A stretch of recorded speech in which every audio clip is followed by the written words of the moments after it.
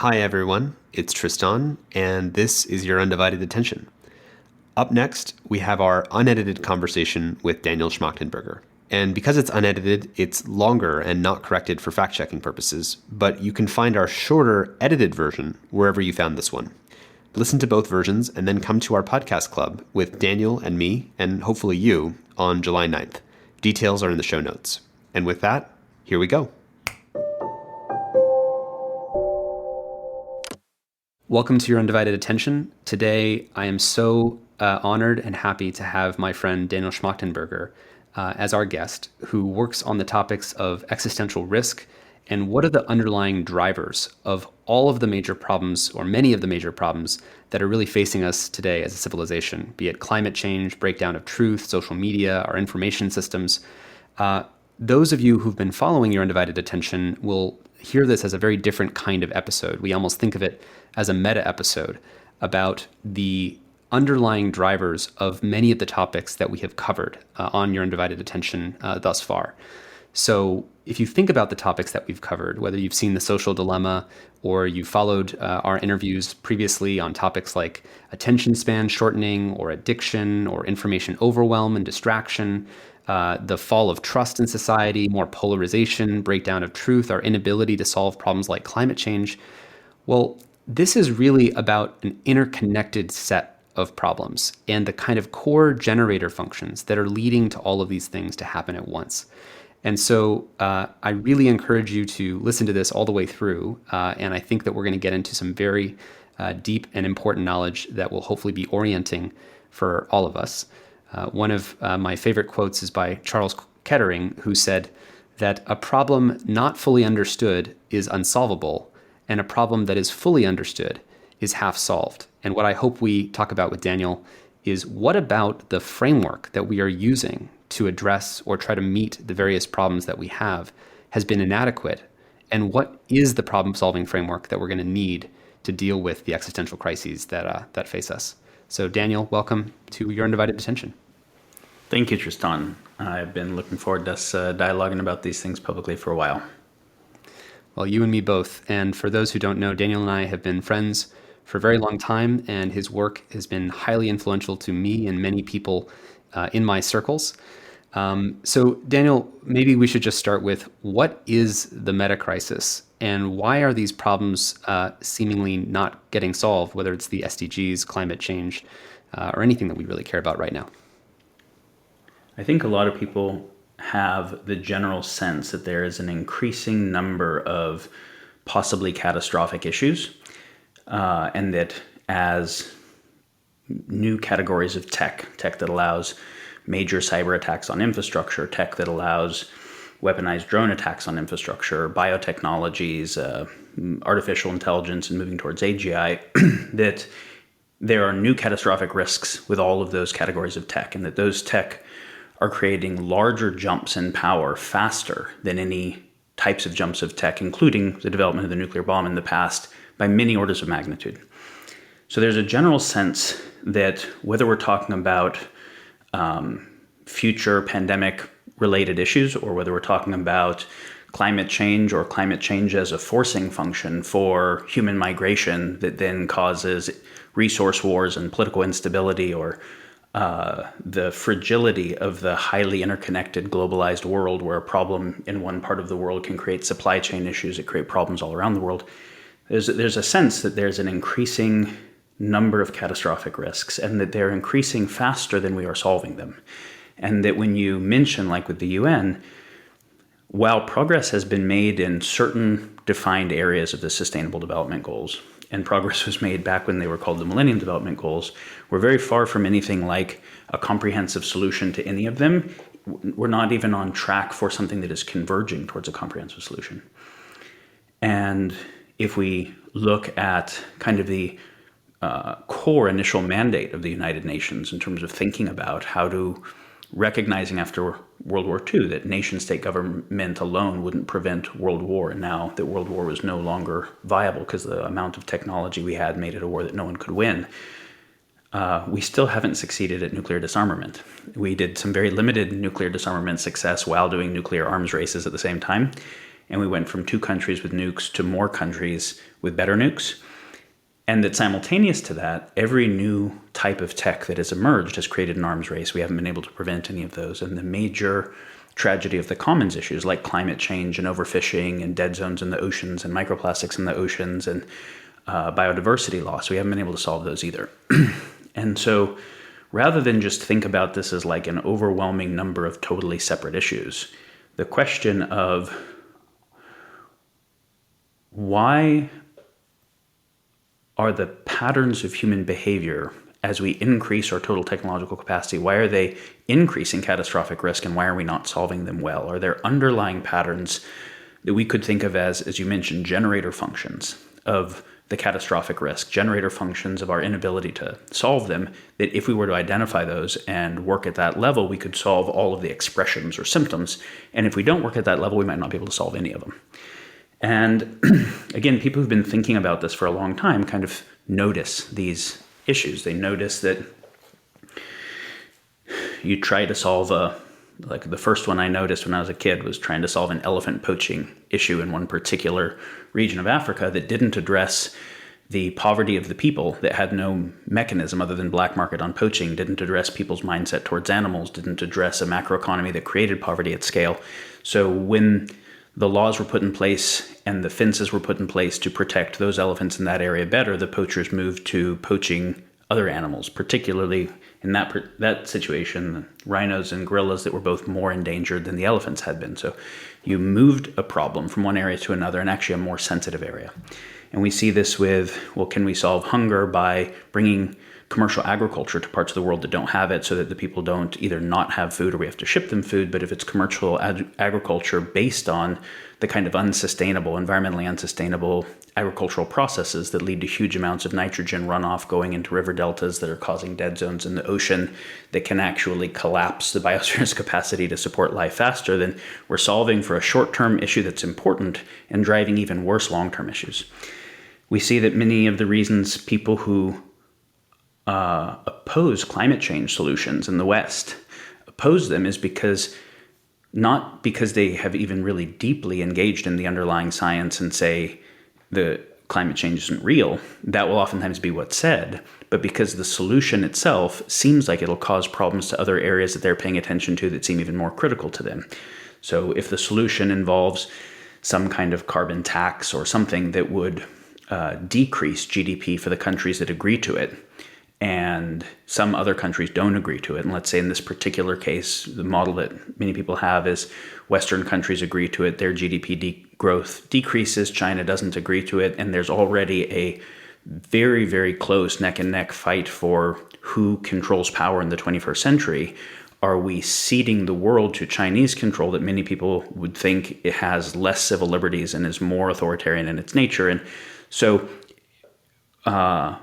or some people's answer to climate change is, well, we just have to use less energy. But when you understand that energy correlates directly to GDP, and when GDP goes down, it affects poverty, people in extreme poverty first and worst. And wars increase because people who have desire to get more end up going zero sum on each other. And only when it's very positive to some does that not happen. You see all these intricate theory of trade-offs. So we can't see that the problem is climate change. Everybody knows problem is, the problem of climate change seems like a big thing. But you've got to look at climate change plus the macroeconomic issues that would affect the poorest people and that would increase the chance of war, and the geopolitical dynamics between the West and China, whatever, and the enforcement dynamics of international agreement. When you start to recognize that the problem is that suite of things together, in a way it seems, well, that's too hard, we can't even begin to focus on it. I would say that that's actually easier, because trying to solve climate change on its own is actually impossible. Because if you're trying to solve something that is going to externalize harm to some other thing, maybe the other thing maybe you solve that thing, but you find out that you're in a worse position. So I would say that it's impossible to actually improve the world that way. Or half the world that is paying attention to that other thing disagrees with you so vehemently that all the energy goes into infighting, and whatever some part of the world is trying to organize to do, the other part of the world is doing everything they can to resist from happening. Then all the creative energy just burns up as heat, and we don't actually accomplish anything. So I would say that the way we're trying to solve the problems is actually mostly impossible. It either solves it in a very narrow way while externalizing harm and causing worse problems, or makes it impossible to solve at all because it drives polarization. And so going to the level at which the problems interconnect, where that which everybody cares about is being factored and where you're not externalizing other problems, well, it seems more complex, is actually possible. And possible is easier than impossible. And so it's not just that there's a lot of issues, right? There are a lot of issues. And just that the issues are both more consequential, at greater scope, and moving faster than previous issues because of the nature of exponentiating technology.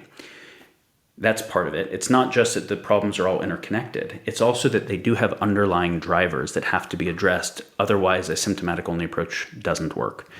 The first underlying driver that when people look at it, they generally see is they see things like structural perverse incentive built into macroeconomics.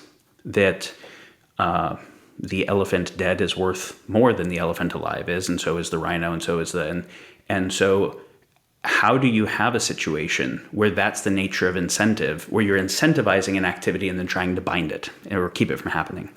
And the same would be true with overfishing. As long as live fish are worth nothing and dead fish are worth more, and there's something fundamentally perverse about the nature of the economic incentive. And the same is true that when we have war and there's more military manufacturing, GDP goes up. And when there's more addiction and people are buying the supply of their addiction, GDP goes up. And when there are more sick people paying for healthcare costs, GDP goes up. So it's obviously a perverse kind of metric. So anytime someone can fiscally advantage themselves, or a corporation can, in a way that either directly causes harm or indirectly externalizes harm, we have to fundamentally solve that. If there's something like $70 trillion a day of activity happening that is a decentralized system of incentive, that is incenting people to do things that are directly or indirectly causing harm, there's really nothing we can do with some billions of dollars of nonprofit or state or whatever money that is going to solve that thing. So we have to say, well, what changes at the level of macroeconomics need to happen where the incentive of individuals and the incentive of corporations and the incentive of nations is more well aligned with the well-being and the incentive of others, and so we're less fundamentally rivalrous in the nature of our incentive.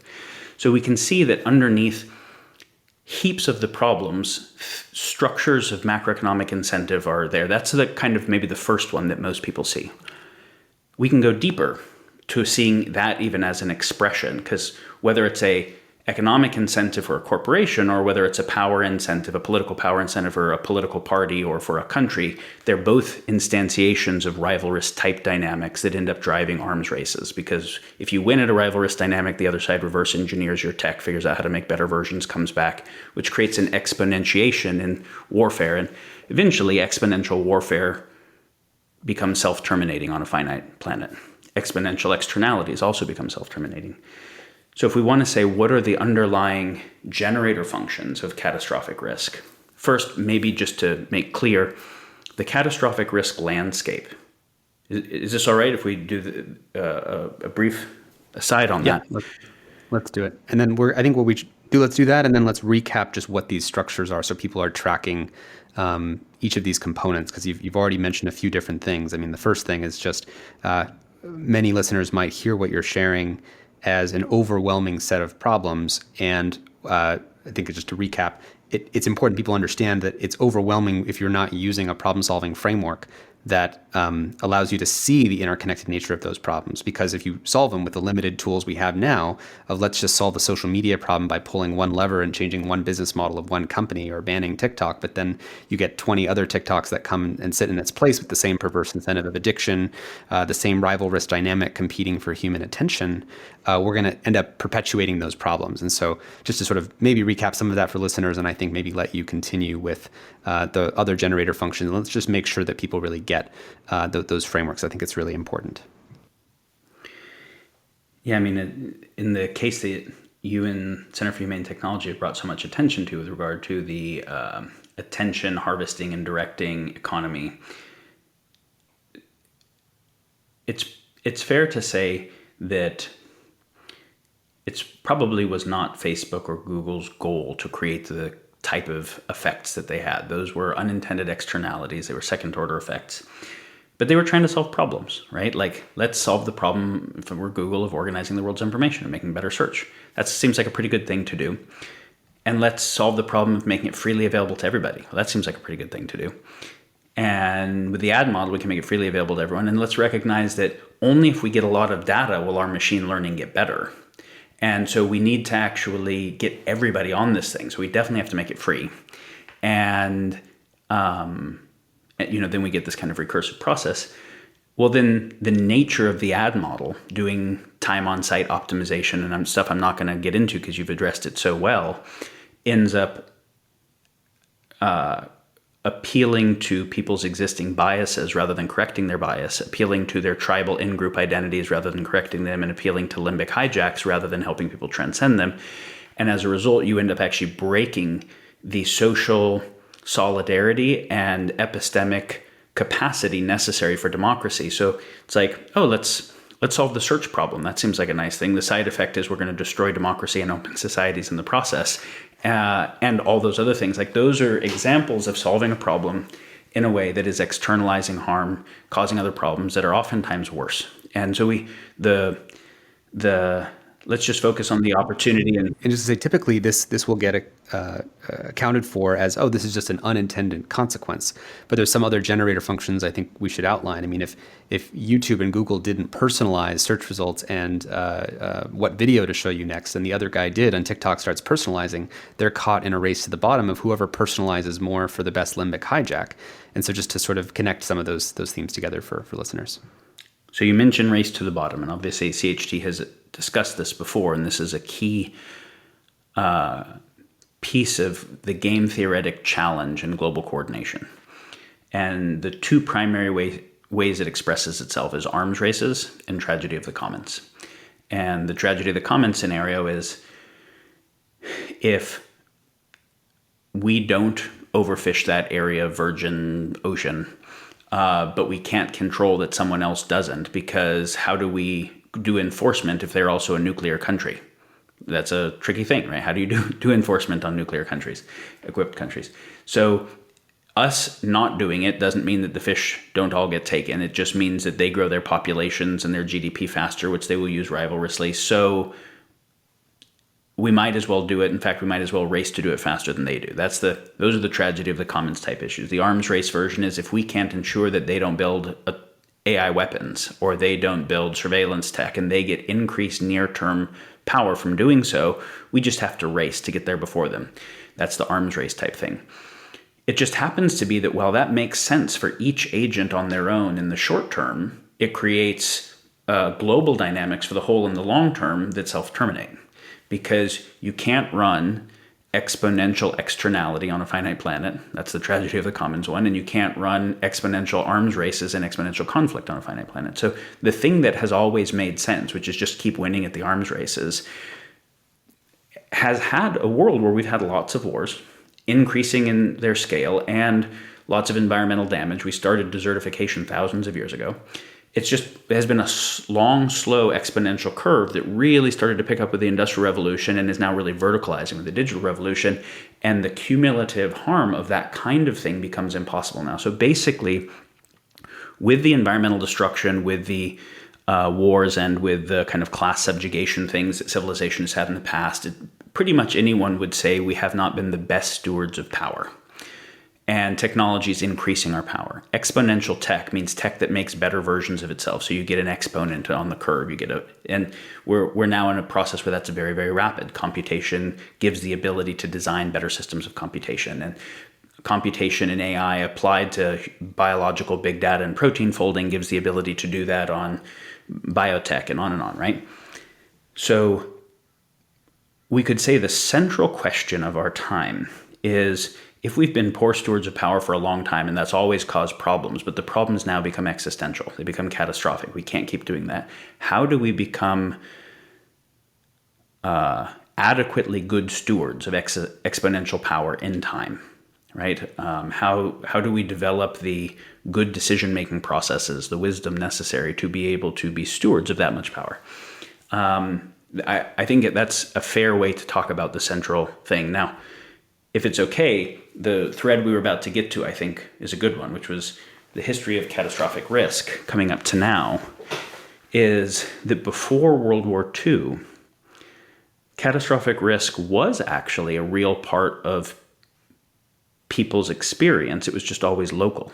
But an individual kingdom might face existential risk in a war where they would lose. And so the people faced those kinds of reality. And in fact, one thing that we can see when you read books like The Collapse of Complex Societies by Joseph Tainter and just any study of history is that all the great civilizations don't still exist, which means that one of the first things we can say about civilizations is that they die. They have a finite lifespan on them. One of the interesting things we can find is that they usually die from self-induced causes. They either overconsume the resources and then stop being able to meet the needs of the people through unrenewable environmental dynamics, and that's old. Or they have increasing border conflicts that lead to enmity that has more arms race activity coming back at them. Or they have increasing institutional decay of their internal coordination processes that leads to inability to operate quickly and those types of things. So we can say that it's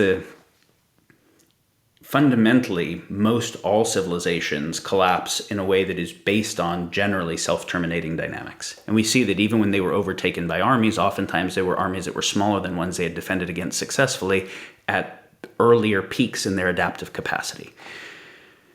Okay, so catastrophic risk has been a real thing, it's just been local. And it wasn't until World War II that we had enough technological power that catastrophic risk became a global possibility for the first time ever. And this is a really important thing to get because the world before World War II and the world after was different in kind so fundamentally. And this is why when you study history, so much of what you're studying is history of warfare, of neighboring kingdoms and neighboring empires fighting. And because the wars were fundamentally winnable, at least for some, right? They weren't winnable for all the people who died, but at least for some. And with World War II and the development of the bomb became the beginning of wars that were no longer winnable. And that if we employed our full tech and continued the arms race even beyond the existing tech, it's a war where win-lose becomes omni-lose-lose at that particular level of power. And so that created the need to do something that humanity had never done, which was that the major superpowers didn't war. The whole history of the world, the history of the thing we call civilization, they always did. And so we made an entire world system, a globalized world system, that was with the aim of preventing World War III. So we could have non-kinetic wars, and we did, right? Increasingly, you can see from World War II to now, a movement to unconventional warfare, narrative and information warfare, economic, diplomatic warfare, those types of things, resource warfare. And you could, if you were going to have a physical kinetic war, it had to be a proxy war. But to have a proxy war, that also required narrative warfare to be able to create a justification for it. But also to be able to prevent the war. So the post-World War II, Bretton Woods, mutually assured destruction, United Nations world was a solution to be able to steward that level of tech without destroying ourselves. And it really was a reorganization of the world. It was a whole new advent of social technologies or social systems, just like the US was new social technologies or social systems coming out of the Industrial Revolution. The Industrial Revolution ended up giving rise to kind of nation-state democracies. The nuclear revolution in this way kind of gave rise to this IGO, intergovernmental world. And it was predicated on a few things. Mutually assured destruction was critical. Globalization and economic trade was critical, that if the computer that we're talking on and the phone that we talk on is made over 6 continents and no countries can make them on our own, we don't want to blow them up and ruin their infrastructure because we depend upon it. So let's create radical economic interdependence so we have more economic incentive to cooperate. Makes sense.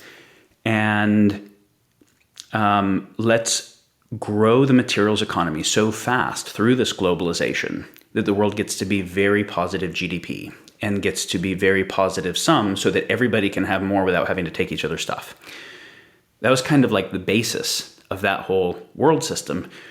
And we can see that we've had wars, but they've been proxy wars and Cold Wars. They haven't been major superpower wars, and they've been unconventional ones. But we haven't had a kinetic World War III. We have had increase of prosperity of certain kinds. 75 years, give or take. Now we're at a point where that radically positive sum economy that required an exponential growth of the economy, which means of the materials economy, and it's a linear materials economy that unrenewably takes resources from the earth faster than they can reproduce themselves and turns them into waste faster than they can process themselves, has led to the planetary boundaries issue, where it's not just climate change or overfishing or dead zones in the ocean or microplastics or species extinction or peak phosphorus. It's 100 things, right? Like there's all these planetary boundaries, so we can't keep doing exponential linear materials economy. Like that thing has come to an end, because now that drives its own set of catastrophic risks. We see that the radical interconnection of the world was good in terms of we'll not bomb each other, but it also created very high fragility, because what it meant is a failure anywhere could cascade to failures everywhere because of that much dependence.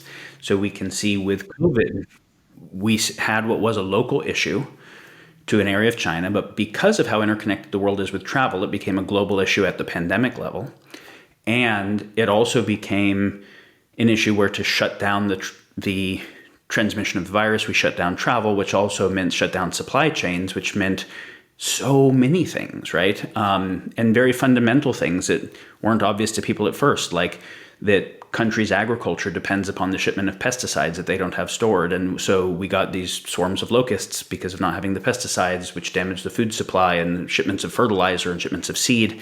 So we end up seeing a drive of the food insecurity, of extreme poverty, at a scale of death threat that is larger than the COVID death threat was. As a second order effect of our problem, we were trying to solve the problem of don't spread COVID, and the solution had these massive second, third order effects that are still playing out, right? And that was a relatively benign pandemic, a relatively benign catastrophe compared to a lot of scenarios we can model out. So we can say, okay, well, we like the benefit of interconnectivity, so we're not invested in bombing each other, but we need more anti-fragility in the system. And then the mutually assured destruction thing doesn't work anymore, because we don't have two countries with one catastrophe weapon.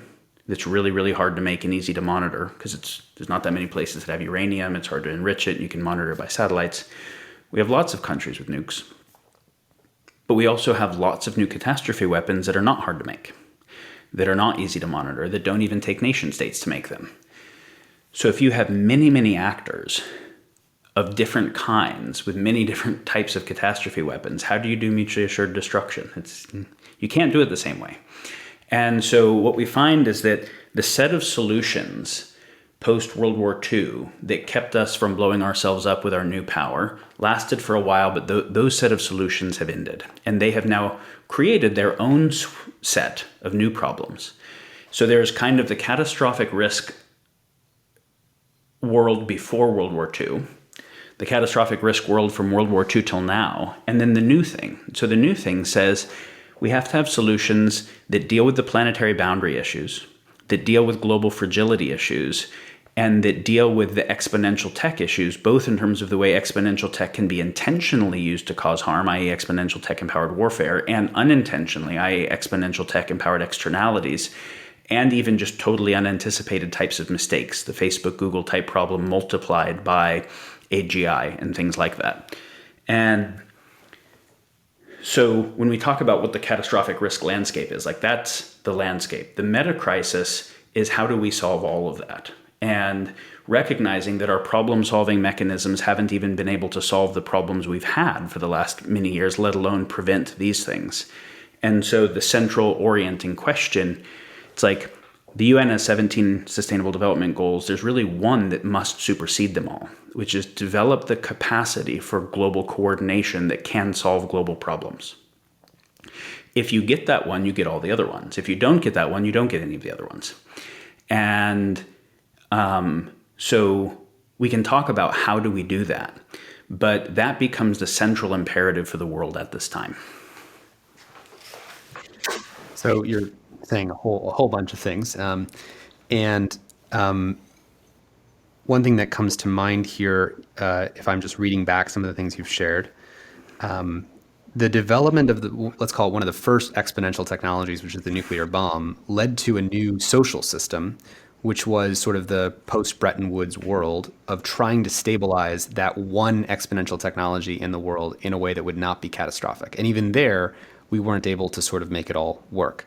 And I think people should have maybe a list of some of the other exponential technologies, because I want to make sure that that phrase is defined for listeners. And there's a lot of different ways that we've now not just created more exponential technologies, but more decentralized exponential technologies. And I think people should see Facebook and Google as exponential attention mapping or information driving technologies that are shaping the global information flows or the wiring diagram of the sort of global societal brain at scales that are exponential. It's sort of a nuclear scale rewiring of the human civilization. We couldn't do that with newspapers. We couldn't do that with a printing press, not at the scale, speed, et cetera, that we have now. So do you want to give maybe some more examples of exponential technologies? Because I think that's going to lead to, we're going to need new kinds of social systems to manage this different landscape of not just one exponential nuclear bomb, but a landscape. Yeah.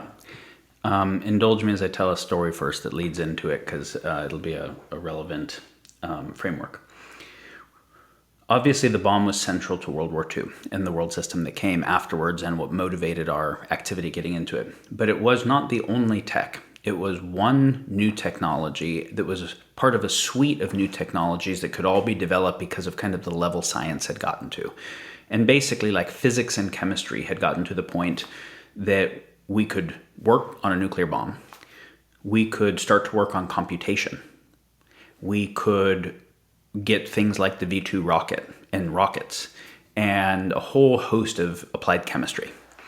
And one way of thinking about what World War II was, it's not the only way of thinking about it, but it's useful frame, and I think it's a fair frame, is that there were a few competing social ideologies at the time, primarily kind of German fascism, socialism, whatever you want to call it, Soviet communism, and Western liberalism, something like that. And that this new suite of technologies, whoever kind of developed it and was able to implement it at scale first would win. That social ideology would win because it's just so much more powerful. If you have nukes and they have guns, you're going to win, right? And Germans were actually ahead of both the US and the Soviets because of some things that they did to invest in education and tech development. But that led both the Soviets and the US to really working to catch up as fast as they can. And when the US finally figured it out, which we were actually a little bit slow to, right? Einstein actually wrote a letter, the Einstein-Siller letter, that went to the US government saying, no, the science really does say that this thing could happen and the Germans could get it and you should focus on it. And at first they didn't take him up on it. It wasn't until the private sector actually, nonprofit support advanced it further that then the Manhattan Project was engaged in. But then it was engaged in when they recognized the seriousness, that there was an actual imminent existential risk to the nation and the whole Western ideology and whatever.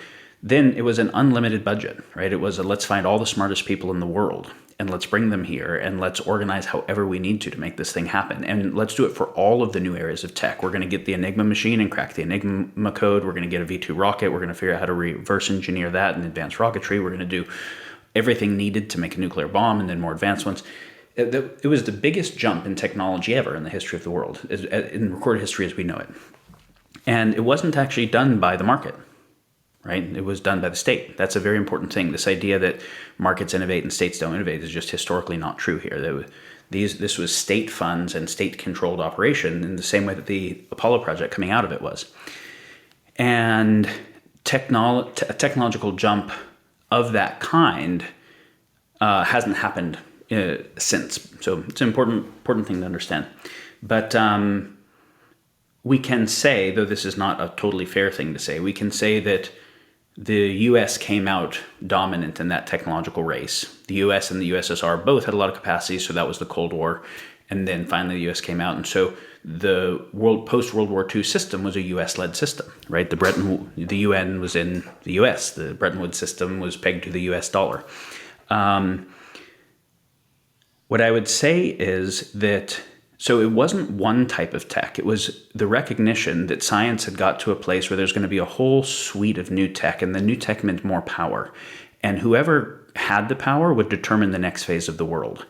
And if we didn't like the social ideologies that were going to be guiding it, of course, we can also think of it as just who wanted to win at the game of power. But from the philosophical argument, if we didn't like the social ideologies, then we had to have another social ideology get it. What I would say is that there is an emerging suite of technologies now that is much more powerful in the total level of technological jump, than the World War II suite was. In fact, orders of magnitude more. And only those who are developing and employing exponential tech will have much of a say in the direction of the future, because just from a realpolitik point of view, that's where the power is. And if you don't have the power, you won't be able to oppose it. And so what do we mean by exponential tech?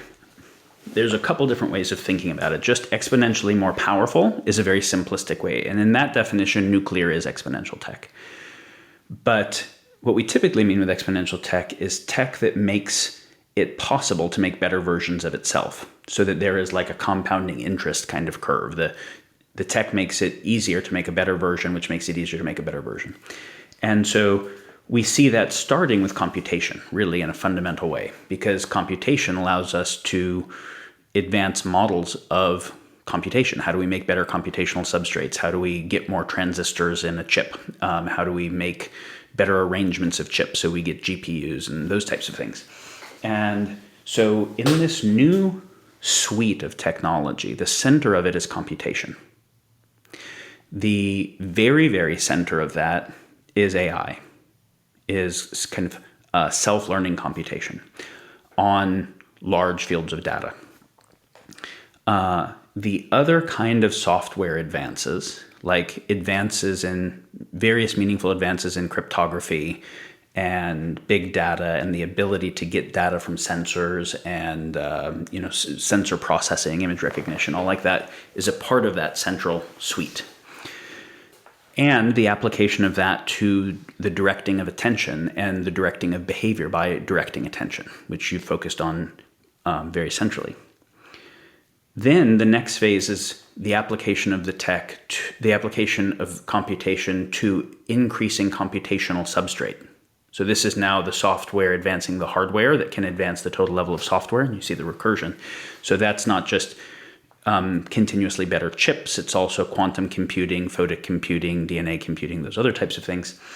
And the other types of hardware that need to be part of that thing, i.e. sensor tech. In particular, so that you can keep getting more data going into that system that can do big data machine learning on it. Then it's the application of that computation and AI specifically to physical tech. So to nanotech, material sciences, biotech, and even things like modeling how to do better nuclear, and robotics and automation. And so when you start thinking about better computational substrates, running better software with more total data going in, with better sensors in, better robots, you start getting the sense of what that whole suite of things looks like. So that's the suite of things that I would say is what we would kind of call exponential tech. And the reason why the term exponential is important is we don't think exponentially well. Our intuitions are bad for it because we think about how much progress was made over the last 5 years, and we imagine there will be a similar amount over the next 5 years. And that's not the way exponential curves work, right? And so it's very hard for us. Our intuition was calibrated on the past, and it's going to be miscalibrated for forecasting the total rate of change and the magnitude of change. So to link this for one much more narrow aspect for our listeners who are familiar with social media and the social dilemma, and you're talking about sort of self-compounding systems that improve recursively like that. If I'm TikTok or if I'm Facebook and I use data to figure out what's the thing to show you, and that's going to keep you here for longest and it's going to bypass your prefrontal cortex and go straight to your limbic system, your lizard brain. Well, the better it gets at doing that and succeeding at that, the more data it has to make a better prediction the next time. But then a new user comes along who it's never seen before, but hey, they're clicking on exactly the same pattern of anorexia videos that we've seen these other 2 million users have that turn out to be teenage girls. And it just happens to know that this other set of videos that are more anorexia videos are also going to work really, really well. So there's sort of a self-compounding loop that's learning not just from one person and getting a better sort of version of hijacking your nervous system, but learning across individuals. And so now you get a new person coming in from some developing country who's never used TikTok before, and they're just like barely walking in for the front door the very first time. It's sort of like when Coca-Cola goes to Southeast Asia for the first time and you get diabetes 10 years later because they refined all the techniques of marketing so effectively, but now happening at scales that are automated with computation. So what you're talking about is the impact of computation and learning on top of learning, data on top of data, and then cross-referencing lookalike models and all of this kind of thing you could apply to the domain, at least that Social Dilemma watchers and people who are familiar with our work might be able to tie into. Yeah, the more people you have in the system and the more data per person that you're able to harvest, the more stuff you have for the machine learning to figure out patterns on, which also means that the machine learning can provide things that the users want more, even if it's manufactured want, right? Even if it's manufactured demand, which means that then more users will come and put more data in. And it can specifically figure out how to manufacture the types of behavior that increase data collection. And so you do get this recursive process on how many people, how much data, how good are the machine learning algorithms, that kind of thing. And this is one of the reasons that we see these natural monopoly formations within these categories of tech. And this is another reason that it's important to understand, these types of self-reinforcing dynamics and things like network effects, like Metcalfe's law, didn't exist when the Scottish Enlightenment was coming up with its ideas of capitalism and market and the healthy competition in markets and why that creates checks and balances on power. They didn't exist. Adam Smith did not get to think about those things. And so when you have a situation where the value of the network is proportional to the square of the people coming into the network, then you're incented to keep it free up front, maximize addiction, drive behavior into the system. And then once you get to the breakaway point on the return of that thing, it becomes nearly impossible for anyone else to come in and overtake that thing. So you get a power law distribution in each vertical. You get one online market that is bigger than all the other online markets, one video player that's bigger than all the other video players, one search, one social network, one. And that's not because of a government monopoly. That's because of this kind of natural tech monopoly. This also means that when we created the laws around monopolies, they don't apply to this thing. And yet this thing still has the same spirit of power concentration and unchecked power that our ideas of monopoly had, but it's able to grow much faster than law is able to figure out how to deal with it, or faster than economic theory can change itself, right? And so one of the things that we see is that our social technologies, like law, like governance, like economics, are actually being obsoleted by the development of totally new types of behavior and mechanics that weren't part of the world they were trying to solve problems for, right? And so the Scottish Enlightenment was the development of new ideas of how to problem solve the problems of its time. The Constitution was trying to figure out how to solve the problems of its time. I would say they were good thinking, right? They were good work. The Bretton Woods world was. None of them are adequate to solve these problems because these problems are different in kind. And even where they're just an extension of magnitude, when you get enough change in magnitude, sometimes it becomes a difference in kind. Like as you're getting more and more information to process, once you get past what humans can process, infosingularity type issues, okay, well now it's a difference in magnitude that becomes a difference in kind, which means you need a fundamentally different approach. So I would say this is where it's important to recognize that those social technologies that we loved so much because they seemed so much better than all the other options we had at the time, like markets and like democracy, these are not terminal goods in and of themselves. The terminal goods were things like human liberty and justice and checks and balances on power and opportunity and distribution of opportunity and things like that. These were the best social technologies possible at the time. The new technologies both kill those things. They don't work anymore, right? You can't have the social technology of the fourth estate that was necessary for democracy, which is why the founding fathers said things like, if I could have perfect newspapers and a broken government, or perfect government and broken newspapers, I'd take the newspapers. Because if you have an educated populace that all understands what's going on, they can make a new form of government. If you have people that have no idea what's going on, how could they possibly make good choices if their sense making is totally broken? So we had this idea that the fourth estate was a prerequisite to a participatory governance, but that was based on a very narrow, limited capacity for print, right? And again, it was the technology of the Gutenberg press that was one of the things that actually ended feudalism. And so the founding fathers were employing that new tech, both because it upended the previous tech and it made this new thing possible. Same with guns. They needed guns and Second Amendment to make this new thing possible. But once we get to a internet world where you don't have centralized broadcast, you have decentralized, and then there's so much stuff that you can never possibly find it all in search. So whoever coordinates the search, the content aggregators, which is the Facebook, the YouTube, whatever, are doing it with the types of business models we have. The fourth estate is just dead forever, that old version. There's no way to recreate that version. So that either means democracy is dead forever, or anything like a well-informed citizenry that could participate in its governance in any form, or you have to say, what is a post-internet, post-social media, post-info singularity fourth estate that creates an adequately educated citizenry? That's thinking about the way that our social technologies, our social systems have to upgrade themselves in the presence of the tech that obsoleted the way they did work. But we can also see, and we can give examples of this, how the new tech also makes possible new things that weren't possible before. So we can do something better than industrial era democracy or industrial era markets, which is why I say they aren't a terminal good. They're a way to deliver certain human values that really matter. And the new technology that obsoletes those can actually also be facilitative in designing systems that also serve those values, but it's not a given that it does. That has to become the kind of central orienting mission. So now, just to make sure we're linking this back to the start of this conversation, we started this conversation by saying the way that we are going about solving problems, let's say using the legacy systems of lawmaking in a Congress, or using the legacy systems of a town hall to vote on a proposition, or trying to pass laws as fast as social media is rewiring society.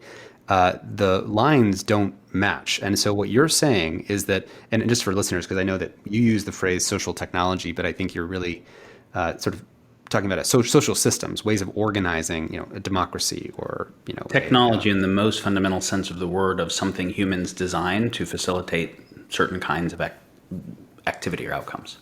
So right, like language is a technology, or democracy is a technology, right? So social systems. Social systems, yeah. And so if the kind of old world approach of, some people might be hearing this and say to themselves, now hold on a second. So we have all these institutions, we have all these structures, we live in a democracy, and we live in a system that is working the way it does. It has its courts, it has its attorney generals, it has its litigation procedures, it has its lawmaking bodies. If you're saying that we can't use those things because they're not adequate or they won't help us solve those problems, we need to have new social systems. Maybe you could give us some hope about why that might be feasible instead of feeling impossible, because this is actually precedented in our history. When new technologies show up and then new social systems emerge to make room for those technologies functioning well. Could you kind of briefly touch on them, but I think it's important to give listeners a few concrete examples. Yeah, there's a number of kind of good academics and disciplines of academics that look at the history of evolutions in physical technology and the corresponding evolutions in thought and culture and social systems. Marvin Harris, the cultural materialism, did a kind of major opus work here where he specifically looked at how changes in social systems and cultures followed changes in technology. There are other bodies of work that will look at the social systems as primary or the cultures as primary, and we can say they're interaffecting. But for instance, the vast majority of human history was tribal, was, however much, 200,000 years of humans in these small kind of Dunbar number villages. There was a social technology, social systems that mediated that had to do with how the tribal circles worked. and the nature of how resources were shared, right? It was a very different kind of economic system, a very different kind of judicial system, a different educational system. It had all those things. It had a way of education, meaning intergenerational knowledge transfer of the entire knowledge set that was needed for the tribe to continue operating. The development of certain technologies, particularly the plow, but baskets and a few other things, obsoleted that thing, because all of a sudden it made possible big amounts of surplus that made reason for much larger populations to emerge. Those larger populations were going to win in conflict against the smaller populations. And so you can see that then the emergence of new social technology to facilitate large groups of people, empire types, civilization technology emerged. You can see, and that there were a few other shifts in technology that evolved the types of empires that were there. And then, the next one that people talk about a lot is the Industrial Revolution, from the printing press specifically, and then steam engine, the gunpowder revolution was part of it, that kind of ended feudalism and began the nation state world. And so you can see, what is the thing that the founding fathers in the US were doing? Well, they weren't trying to keep winning at feudalism, right? There was a game that had been happening for a long time, and they were saying, no, we're all people who are of the type of people who could do well at that system. And rather than do that, we recognize that there are fundamentally things wrong with this system, and fundamentally new possibilities that hadn't been previously recognized. So we're going to actually try to design a fundamentally different system that we think a more perfect union that makes life, liberty, and the pursuit of happiness better for everybody and increases productive capacity and things like that. So that was fundamentally an advance in social technology or social systems that both utilized new physical technology and was enabled by it, right? In the current situation, there are groups that are advancing the exponential technologies, and what that means, whatever social systems that they're employing are the social systems of the future if we don't change it. And that's what I want to get to in a moment. But who is working to implement any of the new emerging tech for better social systems that are aligned with social systems we want? You've had Audrey Tang on the show. Do you want to just briefly describe an example of what she and what they have done there? Because if people aren't aware of it, that's a pretty prime example for this particular iteration. Sure. Well, so maybe just to go back briefly, because you gave this example in one of our earlier conversations, that the printing press could have been used by the feudal lords for consciously reinforcing feudalism, but instead this new technology, the printing press, gives way to new ways of organizing society, and we can actually have things like a fourth estate or newspapers or things like that. And so Both happened. Both happened, yeah, right. But then the new thing theoretically has to win out over the old thing, at least the one that we would want, that holds the values that the society wants. Correct. So I think a lot of people can hear our conversation. We've had this riff before, actually, following our last episode after my Senate testimony, speaking about a frame that you have offered and know well, which is that we can notice that digital authoritarian societies right now, like China, are consciously using exponential technologies to make stronger, more effective digital closed and authoritarian societies. And in contrast, digital open societies, democracies like the United States, are not consciously using technology to make stronger, healthier, open societies. Instead, they've sort of surrendered what they are to private technology, multinational corporations pursuing self-interest to shareholders, and are profiting from the degradation and dysfunction of democracies.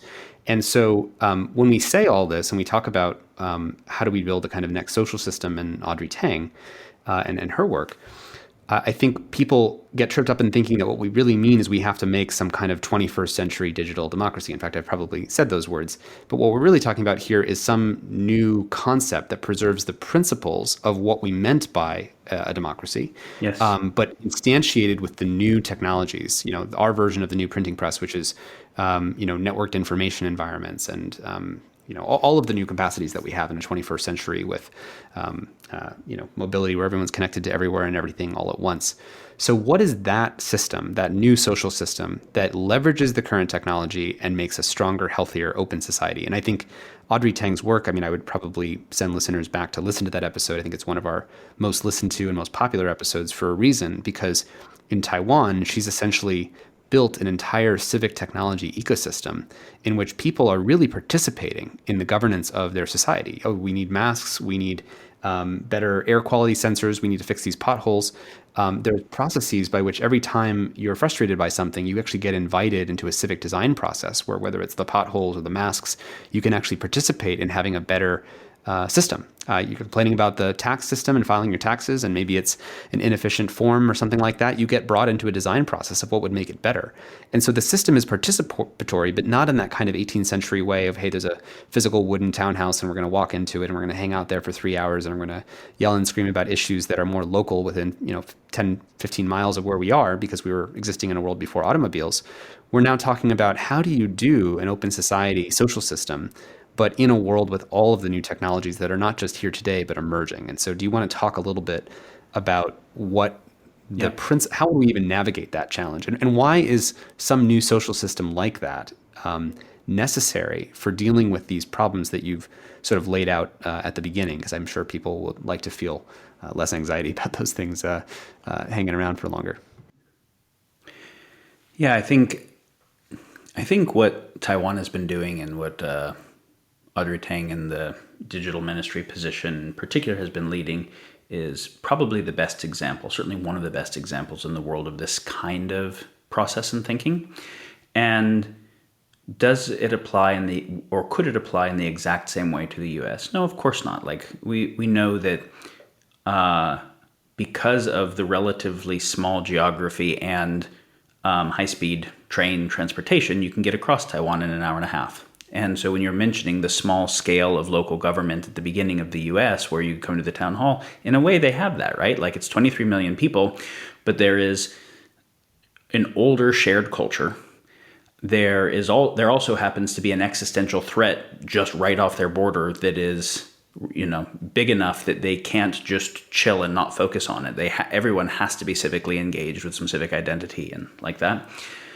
They didn't start making their culture in the industrial era and then have to upgrade it, right? Like, they started later, where we're able to start at a higher level of the tech stack. So there's a number of reasons why it's different. So we're not going to naively say what you do in a tiny country that is culturally and ethnically homogeneous and has a higher GDP and education per capita and whatever is the same thing you would do. But we can certainly take a lot of the examples and say, how would they apply differently in different contexts? So the thing we said earlier, that this suite of exponential technologies is so much more powerful than all of the previous types of power, that only those who are developing and deploying them will be really steering the direction of the future. And that there are ways of employing them that do cause catastrophic risk. And the catastrophic risk is of two primary kinds, right? Conflict theory mediated, and you just can't do warfare with this level of technology and this interconnected world and make it through well. Not all catastrophic risk means existential. It doesn't all mean nuclear war and nuclear winter and we've killed all the mammals on Earth. It might just mean we break global supply chains, kill lots of people, and regress humanity and the quality of the biosphere pretty significantly. So I'm not just focused on existential risk. I'm interested in, kind of catastrophic risk at scale in general. And we can see that exponential tech applied as in conflict theory and in mistake, right, as externalities and the cumulative effects. Could you define conflict theory and mistake theory for people who are not familiar with those terms? Yeah, there's a very nice discussion on the Less Wrong forum if people are interested to go deeper. And it's this question of how much of the problems in the world are the result of conflict theory versus mistake theory, meaning conflict theory is we either wanted to cause that problem, that harm to whomever, as in knowingly wanted to win at a war, or at least we knew we were going to cause that problem and didn't care because it was attached to something we wanted, right? Conflict theory. Or mistake theory. We didn't know. We didn't want to cause it, and we really didn't know, and it was just unintended, unanticipatable consequence. And it's fair to say that there's both, right? There's plenty of both. One thing that is worth knowing is that if I'm trying to do something that is actually motivated by conflict theory, it benefits me to pretend that it was mistake theory. Benefits me to pretend that I had no idea, and then afterwards say, oh, it was an unintended, unanticipatable consequence. It was too complex. People can't predict stuff like that. And so the reality of mistake theory ends up being a source of plausible deniability for conflict theory. And but they're both things, and we have to overcome both. Meaning we have to have choice-making processes in our new system of coordination. And like this sounds like maybe hippie stuff until you take seriously the change of context. Oh, we have to have problems of choice-making that consider the whole. That sounds like unrealizable hippie stuff. Until you realize, but we're making choices that affect the whole at a level that can even individually be catastrophic and is definitely catastrophic cumulatively. So if we aren't factoring it, then the human experiment self-terminates, and maybe that's the answer to the great filter hypothesis, right? And so explain that? I think people don't have an intuitive grasp of what it means that each of us are walking around with the power of gods to influence huge, enormous consequences. I could give a few examples. Every time you enact with the global supply chain and hit buy on Amazon, you invisibly enacted, shipping and planes and petroleum and wars in the Middle East. There's a whole bunch of things that were sort of tied into when you are posting something on social media and have more than 1 million followers. You're influencing a global information ecology. And if you're angry and biased about one side or the other of the pandemic is real or it's not real or something like that, you're externalizing more bias into the commons of how the rest of the world understands things. So we're walking around with increasing powers, but I don't think the increasing power that we've granted is as intuitive for some folks. Did you explain some more examples of that? There's both cumulative effect and like cumulative long-term and fairly singular short-term. And cumulative long-term, you go back to early U.S. settlers coming into the U.S., moving west, and there being buffalo everywhere. And there had been buffalo everywhere for a very long time, and then there's no buffalo, and whole areas that were forested with old growth forests became deforested. And it was like, no, it's impossible. We could never get rid of all the buffalo. Like we could never cut down all the trees. But the cumulative effect of lots of people thinking that way, where individually, I have no incentive to leave the buffalo alive, and I do have an incentive for my family individually to kill it. But everybody thinking that way and increasing our desire for how much we consume per capita, our technology that allows us to consume more per capita, and developing more capita, more total people. Well, then you start getting environmental destruction and species extinction at scale. And that's a long time ago, right? Like that's much lower tech and much less people. And it's distributed action. It's a cumulative effect issue. And obviously we see that with nobody's intending to fill the ocean with microplastics, but everybody's buying shit that is filling the oceans with microplastics.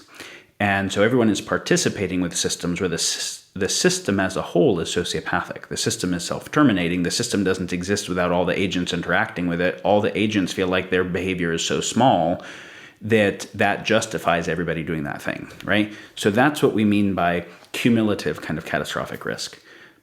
But it's also true that whoever made that thermite bomb and hooked it to a drone and hit the Ukrainian munitions factory a couple years ago that caused $1 billion in damage, explode the munitions factory, the effect of a bomb as big as the largest non-nuclear bomb the U.S. arsenal has, an incendiary bomb. That was a homemade little bomb in a drone, right? And CRISPR gene drives are cheap and easy, and it doesn't take that much advanced knowledge to start working with them. And so that starts to look like individuals and small groups with real catastrophic ability, not long-term and cumulatively. The increase in our tech gives us both issues. Via globalization and the overall system, you get these cumulative long-term effects. And with the exponential tech creating decentralized catastrophic capabilities, one of the core questions we have to answer is how do we make a world that is anti-fragile in the presence of those kind of catastrophic capabilities that are easy to produce and thus decentralizable? And so how do we do that? What are the social systems that we need to employ to bind some of these bad effects in ways that the natural inclinations of self-interested actors will drive things in that direction? Just to link this to the social media space for people, if I know that I can get a little bit more attention and a little bit more likes and clicks and follows and shares and so on, if I exaggerate the truth by 5%, just to use a little bit more of an extreme adjective, I know that in the long run would be bad if everybody did that. But for me right now, I can win a few hits and I can get more influence, and I'm an Instagram influencer and I'm making $10,000 a month. And if I don't do it, I'm noticing everyone else is doing it. And if I don't use the filter, everyone else is using the filter. And so everyone ends up in this sort of another race to the bottom sort of situation that has that kind of cumulative degradation or cumulative derangement where there's increasing distance between what is true and what people believe because we've all been subtly exaggerating it to make our point and gain influence and so on. And so just to give another example maybe for listeners in kind of the space that they're more familiar with. But going back, I mean, the whole premise of this is as we gain more exponential technologies that have more capacity in more hands. So instead of having just the US and Russia having this, you have whether, as you mentioned, CRISPR gene drives or some of the drone things that are out there, more and more people have access to these things. How can we bind those kinds of forces? And what are the social systems that we need to make that happen? Yeah, I want to go back as you were describing this. I was thinking about how many people who listen to your show, who maybe work in technology, who might have, they work in technology because they see the positive things technology can do and have more of a kind of techno-optimist point of view. And this overall conversation might sound very techno-pessimist and like, did we not read Pinker and watch Hans Rosling and, those types of things. And so I want to speak to that briefly.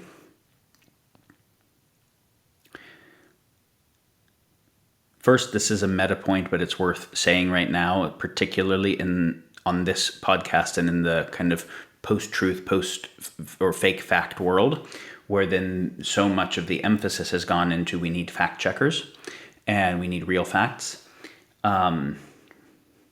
Obviously, it's possible to have an epistemic error or even intentional error in the process of generating a fact. Is there corruption in the institutions and that kind of thing? But let's even say that wasn't an issue, and the things that go through the right epistemic process as facts are facts. Can you lie with facts? Totally. Can you mislead with facts? Yeah, because nobody's going to make their choice on one fact. They make their choice based on a situational assessment, based on a narrative, based on a gestalt of a whole thing that's lots of different facts. Well, which facts do I include and which facts do I not include? And am I decontextualizing the fact? So the quality of life has gone up so much because average person lived on less than $1 a day in the US in 1815, and now they live on this many dollars a day, which inflation adjusted means higher quality of life. Yeah, but in 1815, most of their needs didn't come through dollars. They grew their own vegetables, they hunted, so I'm decontextualizing the facts to compare something that's really apples and oranges. So even if the fact is quote unquote true, the decontextualization and recontextualization makes it seem like it means something different than it means. And the same with the cherry picking of facts. And I can very easily say, oh, there's a lower percentage of people in extreme poverty, but I might also be changing the definitions of extreme poverty. I can also, rather than focus on percentage, say, well, there's more total people in poverty than there were total people in the world before the Industrial Revolution. So there's the ability to decontextualize and recontextualize facts. There's the ability to cherry pick facts. And there's the ability to Lakoff frame facts and put particular kinds of sentiment and moral valence on it. And so am I talking about them as illegal aliens or undocumented workers? And I get a very different kind of sentiment. So talking about it as a pre-owned car or a used car. Everyone loves a pre-owned car. No one wants a used car. And so these very simple semantic frames, contextual frames, cherry picking of the things means that I can make a narrative where all the facts went through the most rigorous fact checker, and yet the narrative as a whole is misleading. And so fact checking is necessary, but it is not sufficient for a good epistemics and good sense making. And not only is it not sufficient, it's even weaponizable. This is a very important thing to understand, because if you are not pursuing that, if you're not recognizing that, you might be believing nonsense, thinking that you're using epistemic rigor. Okay, so the techno-pessimists and the techno-optimists both cherry pick, and they both lay frame. And this is true with the difference in almost every political ideology, the woke and the anti-woke, the pro-socialist, pro-capitalist. You'll notice that the way they do their arguments, the systemic racism is really, really terrible. No, there's not that bad as systemic racism. They both have stats. But this is actually, you could almost think of it as statistical warfare, as a tool of narrative warfare. And so this is where a higher level of earnestness, rather than a particular vested interest or bias, a higher willingness to look at biases, a higher level of rigor, ends up being critical to actually overcome any of these things. So can I cherry pick stats that make it look like everything's getting better? Totally. And those things are true. And nobody wants to go back to a world before Novocaine when you have to do dentistry. And nobody wants to go back to a world before penicillin when basic bacterial infections go around. And there's totally good stuff that has emerged. And are there all kinds of ubiquitous mental illnesses and chronic complex disease that didn't exist before, and increase in the total number of addictive type behaviors within populations, and a radical increase in the catastrophic risk landscape and negative effect to environmental metrics. So things are getting better and things are getting worse at the same time. It's important to understand that, depending upon what you pick. It's just that the things that are getting worse are heading towards tipping points that make the whole thing no longer viable. And so that we're not denying that there are things that are getting better. We're saying that for the game to continue at all, right? To have it be an infinite game that gets to keep continuing, there are certain things that have to not happen. And you can't have the things that are getting worse keep getting worse at the curve that they are, and have the things that are getting better be able to continue at all. So I just want to say that. So naive techno-optimism can actually make you a part of the problem, because then you do things like develop a solution to a narrowly defined problem and externalize harm to other areas because you weren't taking seriously enough not doing that. But techno-pessimism also makes you a part of the problem, or at least not a part of the solution, because the future is not going to be determined by Luddites. It's not going to be determined by people who aren't developing the tools of power. So if you aren't actually looking at how do we develop a high-tech world that is also a fundamentally desirable in terms of a high-nature and high-touch world, then you really aren't thinking about it in a way that ends up mattering. And so we are techno-optimist, but not naive techno-optimist. We go through the totally cynical phase of, man, tech is a serious issue. And then you go to a post-cynical phase of, if I want to be techno-optimist and not be silly, what does it take to imagine a world where humans have that much power and we are good stewards of it? Meaning that we actually tend to each other well, and we don't create a dystopic world that has exponential wealth inequality and an underclass that nobody in the upper class would want to trade places with, and that doesn't cause catastrophic risk. Right now, the amount of power of exponential tech makes two attractors most likely: catastrophic risk of some kind, or social systems that do not preserve the values that we care most about, that are the ones that are currently most working to develop and deploy that technology. And to just give a very brief recap of the frame that Tristan, you gave on it earlier, as you mentioned, China's not leaving 100% of its technology development to the market to develop however it wants, even if it harms the nation state. They are happy to bind technology companies that are getting too large and in ways that would damage the nation state, as we saw with Ant Corporation. And they are doing a lot of very centralized innovation as well, associated with long-term planning. Long-term planning is a key thing. In the US, term limits make long-term planning very hard, as does a highly rivalrous two-party system that is willing to damage the nation as a whole to drive party wins. So in that system, almost all the energy just goes into trying to win, right? You spend at least a couple years, but even the years before that are fundraising, creating alliances to just try to win. Then you're not going to invest in anything heavily that has return times longer than 4 years because it won't get you reelected. So no real long-term planning. And then whatever you do in those 4 years will get undone systematically in the next 4 years for the most part. All right. That system of governance will just fail comprehensively in relationship to a more to a system that doesn't have that much internal infighting and that has the capacity to do long-term planning. And there's a million examples we can look at, but just when did high-speed trains start? They started, we saw them emerge in Europe, we saw them emerge in Japan and in China. We've seen China now start to export them all around the world, and the US still doesn't have any high-speed trains. And it's like, what happened? Why?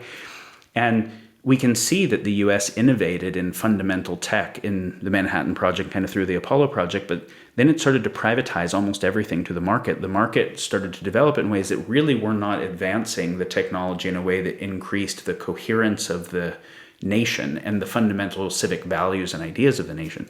Even the World War II thing, we can see we increased our military capacities radically, but that didn't mean we actually really advanced the ideas of democracy or those values of, did we make a better system to educate the people and inform them and help them participate in their governance? Do we make better governance?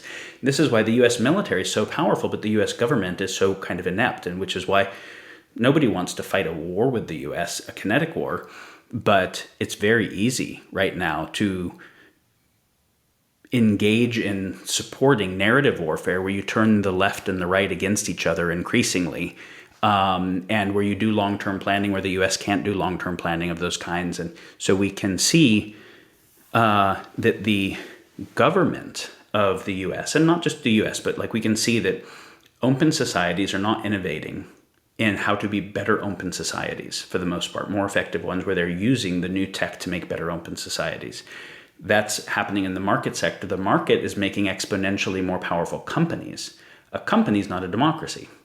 It's not a participatory governance structure in general. It's a kind of very top-down autocratic type system. And so we see that there's more authoritarian nation states that are intentionally doing long-term planning of the development and deployment of exponential tech to make better nation states of that kind. And we can't even blame them when they look at, China had the benefit of getting to see both where the USA failed and where the USSR failed and try to make something that didn't fail in either of those ways. And there's some things that are very smart about those approaches. So we see, though, exponentially empowered, more autocratic type structures and the emergence of one natural monopoly per tech sector, and then the interaction of those that kind of becomes like oligarchic feudalism, tech feudalism. Neither of those have the types of jurisprudence or public accountability or whatever that we're really interested in. So the two attractors right now is the emergence of social systems that are deploying the exponential tech that will probably not preserve the social values that we're interested in and not be maximally desirable civilizations, probably pretty dystopic ones, or not even guiding it well enough to prevent catastrophic risk and catastrophic risk. Those are the two major types of attractors. We want a new attractor, which is how do we utilize the new exponential technologies, the whole suite of them, to build new systems of collective intelligence, new, better systems of social technology? How do you make a fourth estate that can really adequately educate everyone in a post-Facebook world? Well, the same way that we're trying to optimize control patterns of human behavior for market purposes to get them to buy certain things and to direct their attention, could that be used educationally? Of course it could, if it was being developed for that purpose. And the AI tech that can take a bunch of faces and make a new face that is merged out of those, could it take semantic fields of people's propositions and values and create a proposition that is kind of the semantic center of the space? And then could we can't all fit into a town hall, but can we engage in digital spaces where we can have better processes of proposing refinements to the propositions? Of course we can. Could we use blockchain and other types of uncorruptible ledgers to solve corruption, which is something that universally everybody thinks is a good idea? Should all government money be on a blockchain? the movement of it. So you have provenance, so you can see where the money's actually going. And if someone wants to be a private contractor, they have to agree that the accounting system, if they want government money, goes on the blockchain. So we can see the entire provenance of the taxpayer money, so that you can't have representation if there isn't transparency of how it happens. So there's a whole bunch of, when you start to think about attention directing technology and what its pedagogical applications could be, when you start to think about AI and how it could actually help proposition development and parsing huge amounts of information to make a better epistemic commons, when you start to think about blockchain and could we actually resolve corruption using uncorruptible ledgers and making the provenance of physical supply chains and information and money all flow across those, totally new possibilities start to emerge that never emerged before, that were never possible before. But if it doesn't become our central design imperative to develop those, those are not the highest marketed opportunities for those right now. The highest market opportunity for blockchain is speculative tokens that have no real utility. And for AI is things that actually drive ads and purchasing and, on and on. And for attention tech, it is the same thing. So you've sold me on the idea that we have two dystopian attractors that we don't want. And the third attractor that we're trying to develop here is some kind of open society that is consciously using all the modern technologies towards the values that we care about. Can you give some concrete examples of what it would look like to use, AI and attention driving tech and click driving tech and blockchains and all these things, but in a way that would make a stronger, healthier, open society? Yeah, totally. So let's say we take the attention tech that you've looked at so much that when it is applied for a commercial application is seeking to gather data to both maximize time on site and maximize engagement with certain kinds of ads and whatever. That's obviously the ability to direct human behavior and direct human feeling and thought. In a way, that has both emerged out of capitalism and has become almost a new macroeconomic structure more powerful than capitalism, because even more powerful than being able to incent people's behavior with money is being able to direct what they think and feel to where the thing that they think of as their own intrinsic motive has actually been influenced or captured. So if we wanted to apply that type of technology and we figured out how to make the kind of transparency that made institutions that were trustworthy enough that we could trust them with this, and already we have institutions that have it that we have no basis to trust with it, could that same tech be used educationally to be able to personalize education to the learning style of a kid or to an adult, to their particular areas of interest, and to be able to not use the ability to control them for game theoretic purposes, but use the ability to influence them to even help them learn what makes their own center, their locus of action more internalized, right? We could teach people with that kind of tech how to notice their own bias, how to notice their own emotional behaviors, how to notice groupthink type dynamics, how to understand propaganda and media literacy. So could we actually use those tools to increase people's immune system against bad actors' use of those tools? Totally. Could we use them pedagogically in general to be able to identify, rather than manufacturing desires in people or appealing to the lowest angels of their nature because addiction is profitable, can you appeal to the highest angels in people's nature but that are aligned with intrinsic incentives and be able to create customized educational programs that are based on what each person is actually innately, intrinsically motivated by, but that are their higher innate motivators? Everybody can have a reward circuit that is based on, chocolate cake and sloth, but the immediate spike that comes from the chocolate cake ends up then having a crash and increased weight and inflammation and whatever, where the baseline of their happiness goes down over time. Even though every time they eat the chocolate cake, they get a spike. The exercise reward circuit is maybe not that fun, maybe even kind of painful and dreadful in the moment, but then creates a higher baseline of energy and capacity and endurance and self-esteem. and you start to actually have the process become more fun, you get a new reward circuit and the baseline goes up. So of course I can appeal to the lower reward circuit and say, hey, I'm just giving people what they want.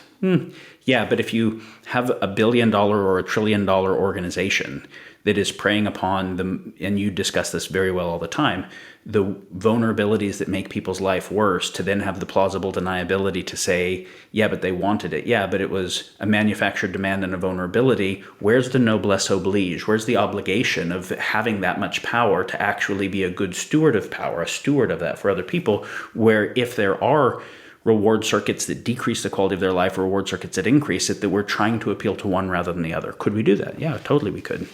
Could we have an education system as a result that was identifying innate aptitudes, innate interests of everyone and facilitating their development? So not only did they become good at something, but they became increasingly more intrinsically motivated, fascinated, and passionate by life, which also meant continuously better at the thing. Well, in a world of increasing technological automation coming up, both robotic and AI automation, where so many of the jobs are about to be obsoleted, our economy and our education system have to radically change to deal with that, because the core of, like, one of the core things an economy has been trying to do forever was deal with the need that a society had for a labor force.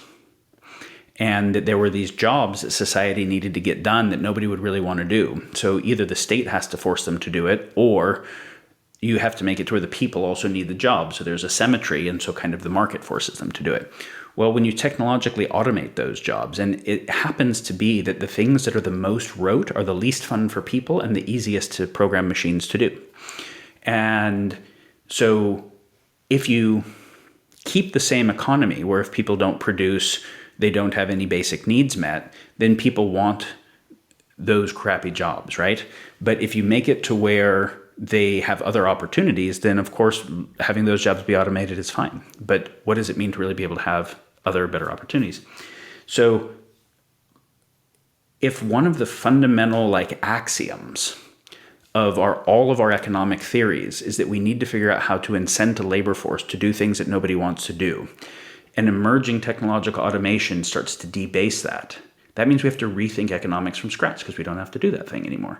So maybe if now the jobs don't need the people, can we remake a new economic system where the people don't need the jobs? Can we start to create commonwealth resources that everyone has access to, where people's access isn't based on possession that automatically limits everyone else's access? If you get around transportation-wise with a car based on owning that car, where the vast majority of the life of the car, it's just sitting, not being used, for you to have access to the car, you have to have possession of it, which means that it's a mostly underutilized asset. I don't have access to the thing that you possess. Now, what we see with Uber, of course, is a situation where your access is not mediated by your possession. So now turn that into electric self-driving cars, and now make the entire thing on a blockchain, so you disintermediate even the central business, make it a commonwealth resource, and everyone has access to transportation as a commonwealth resource. It'll take 1/20th of the number of cars to meet the same level of convenience during peak demand time, so much less environmental harm. It'll actually be more convenient because I don't have to be engaged in driving the thing, and there's less traffic because of the coordination and better maintenance, and there isn't a desire for or an incentive for design and obsolescence in that system.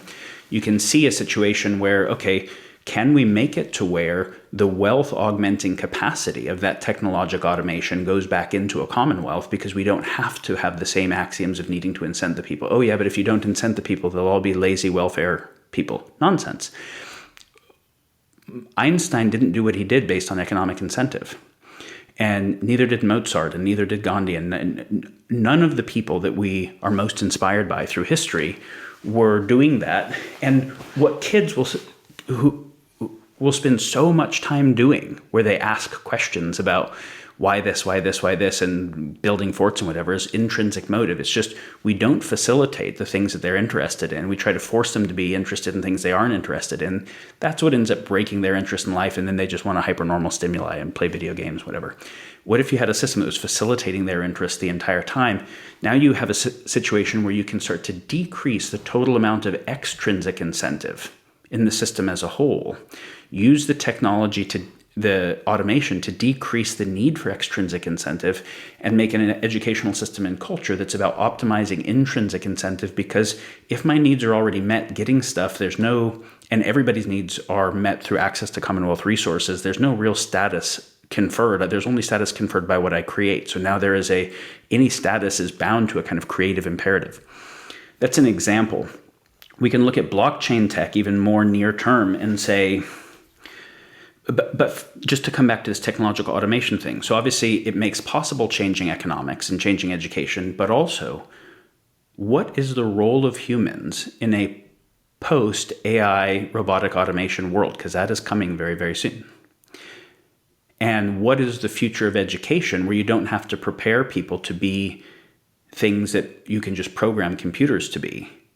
Well, the role of education has to be based on what is the role of people in that world. That is such a deep redesign of civilization because the tech is changing the possibility set that deeply. So at the heart of this are kind of deep existential questions of what is a meaningful human life, and then what is a good civilization that increases the possibility space of that for everybody, and how do we design that thing? We come back to blockchain and we say, well, blockchain is an uncorruptible ledger. Well, one thing that the left and right and everybody agrees on is that corruption happens and it's bad for the society as a whole and we don't like it. We just disagree on who does it. Is it possible that tech could make possible decreasing corruption as a whole? It actually decreases the possibility set for corruption. Yeah.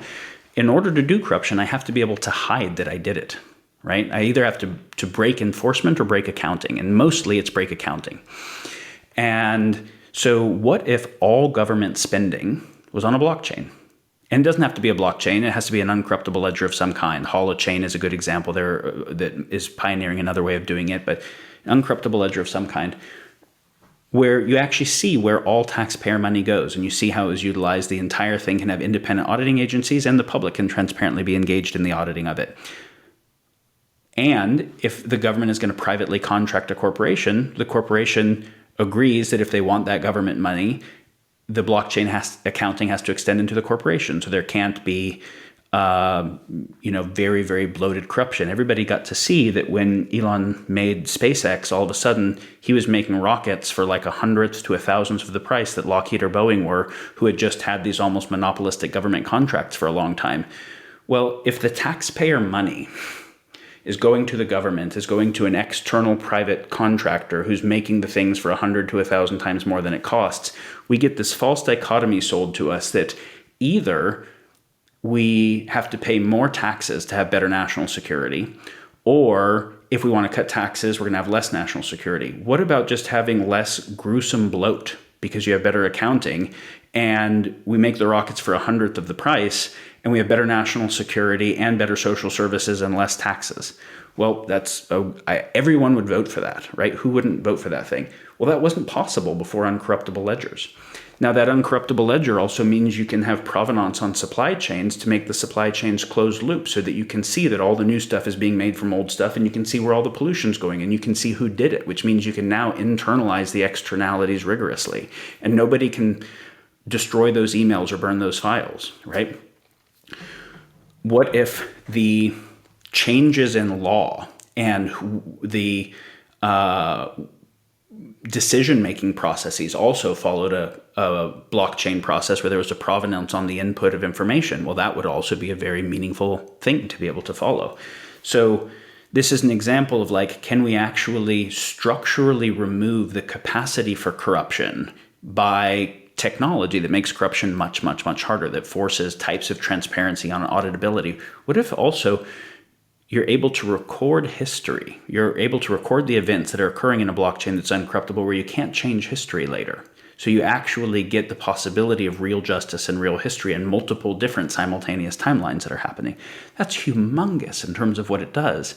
What if you can have an open data platform and an open science platform where someone doesn't get to cherry pick which data they include in their peer-reviewed paper later? We get to see all of the data that was happening. We solve the oracle issues that are associated. And then if we find out that a particular piece of science was wrong later, we can see downstream everything that used that output as an input and automatically flag what things need to change. That's so powerful. Like the least interesting example of blockchain is currency creation. These are actual, like, the capacity for the right types of accounting means the right type of choice making, right? Let's take AI. Well, with AI, we can make super terrible deep fakes and destroy the epistemic commons, using that and other things like that. But we can see the way that the AI makes the deep fake by being able to take enough different images of the person's face and movements that it can generate new ones. We can see where it can generate totally new faces, averaging faces together. Somebody sent me some new work that they were just doing on this the other day I found very interesting. They said we're going to take a very similar type of tech and apply it to semantic fields, where we can take everybody's sentiment on a topic and actually generate a proposition that is at the semantic center, or take everybody's sentiment and abstract from it the values that they care about and create values taxonomies and say we should come up with a proposition that meets all these values. Then can you have digital processes where you can't fit everybody into a town hall, but everybody who wants to can participate in a digital space, that rather than vote yes or no on a proposition that was made by a special interest group where we didn't have a say in the proposition or even the values it was seeking to serve. So it was made in a very narrow way that, like we mentioned earlier, benefits one thing and harms something else, which is why almost every proposition gets about half of the vote and inherently polarizes the population. Well, people are so dumb and so rivalrous. The process of voting with bad propositions and bad representation process is inherently polarizing and downgrading to people. So what if there's a process by which there's a decision that wants to be made? You start by identifying what are the values everybody cares about. And then we say the first proposition that meets all these values well becomes the thing that we vote on. And then instead of just a direct vote, do we engage types of qualified and liquid democracy together, where you have to show that you understand the basics of that topic to be able to vote on it, but the education is free and you can keep retesting. And the basics don't show leaning one way or the other, just shows you understand the stated pros and cons so that massive populism doesn't happen. But if you don't want to come to understand it, you can cede your vote to someone else who has passed that thing.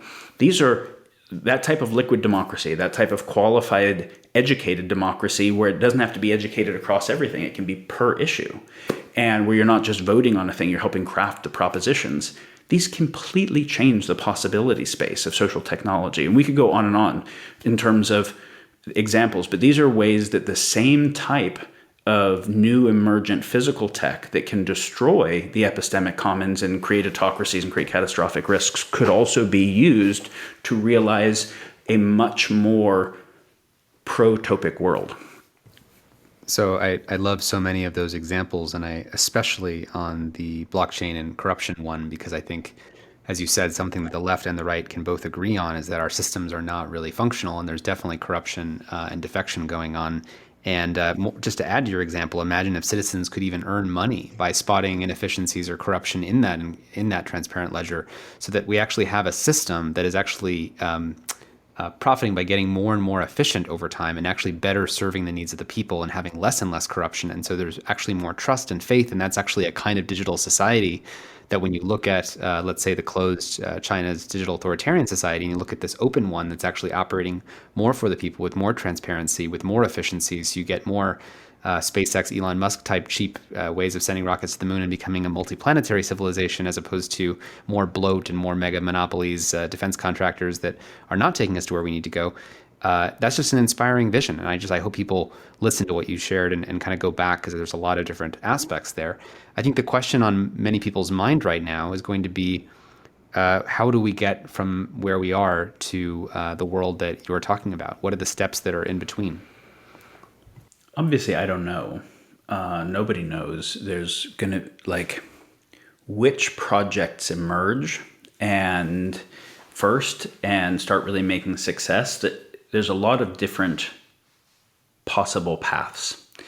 I can say some of the things that could happen and some of the things that I think need to happen. So we take all the catastrophic risks that exponential tech makes possible and the dystopic attractors, and we say, okay, so we need to solve all those problems.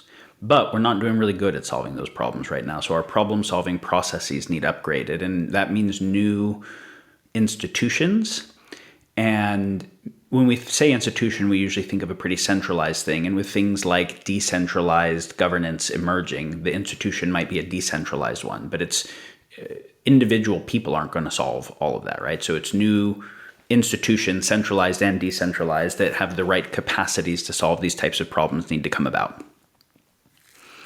All right, well, who develops those institutions and who empowers them?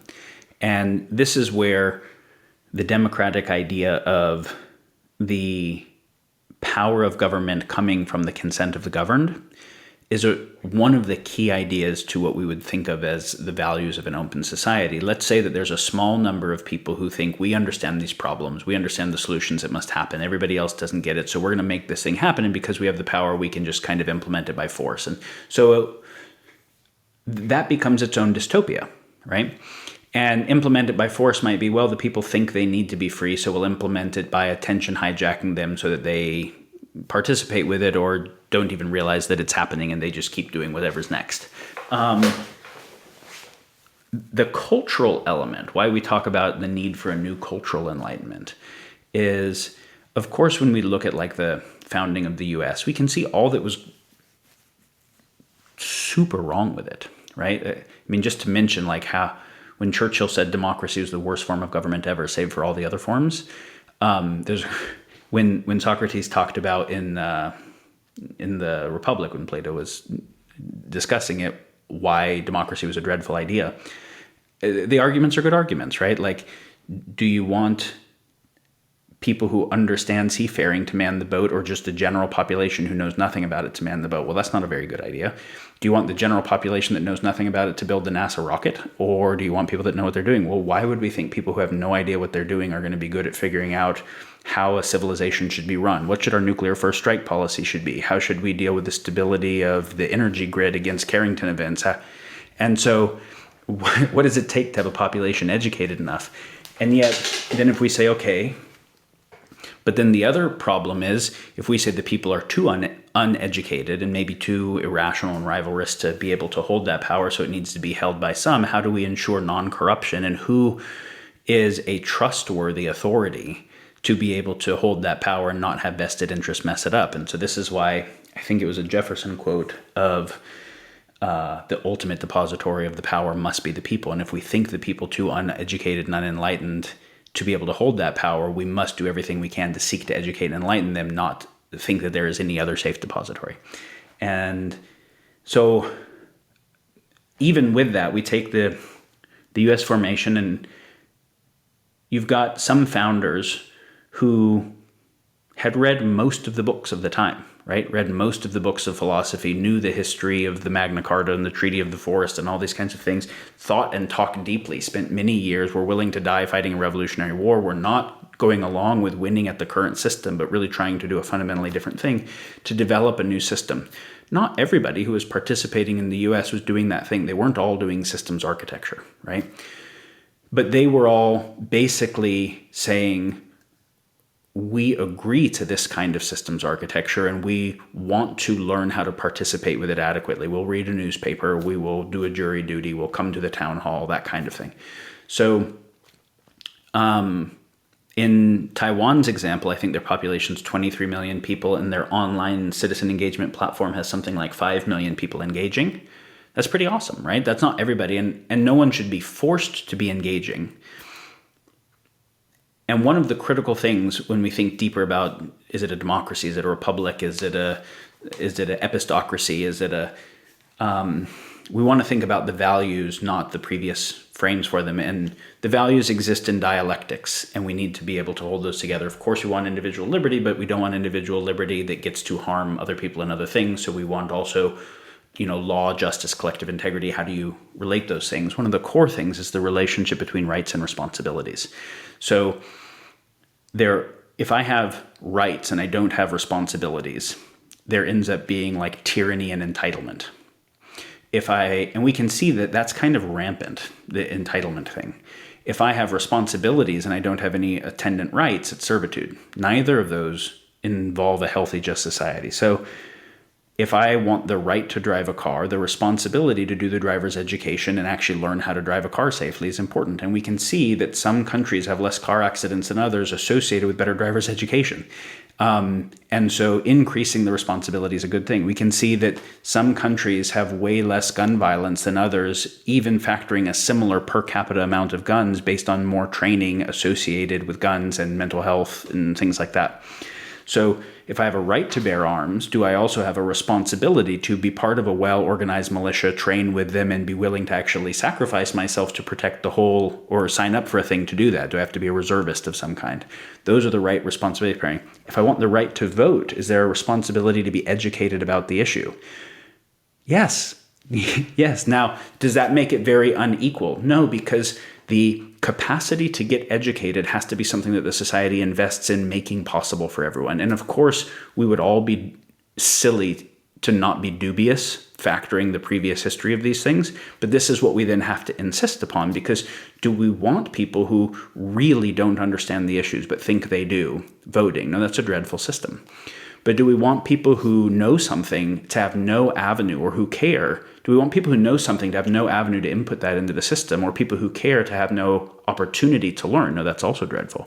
So how do we make the on-ramps to learning available for everyone, not enforced, but we're actually incentivizing? Can we use those same kind of social media behavior incenting technologies to increase everyone's desire for more rights and attendant responsibilities, so that there's actually a gradient of civic virtue and civic engagement? Yeah, we could totally do that.